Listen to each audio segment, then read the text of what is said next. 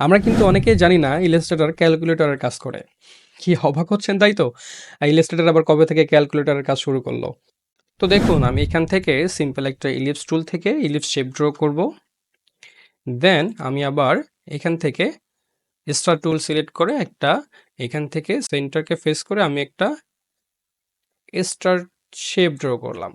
এখন আমি যদি এই ইলিপস শেপের চারপাশে এই স্টারকে অনেকগুলা কপি করতে চাই, তাহলে আমরা কিভাবে করতে পারি? আমি জাস্ট স্টার শেপটাকে সিলেক্ট করে আমি যাব রোটেট টুলে।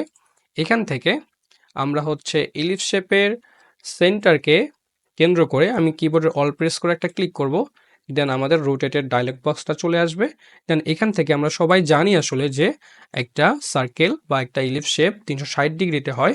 আমি 360 ডিগ্রি লিখলাম। এখন আমরা এখানে স্ল্যাশ অর্থাৎ আমরা কতগুলা চাচ্ছি, কতগুলা কপি হবে, ধরেন আমি 20 লিখলাম, 20টা কপি হবে। দেন আমি এখান থেকে কপিতে ক্লিক করব।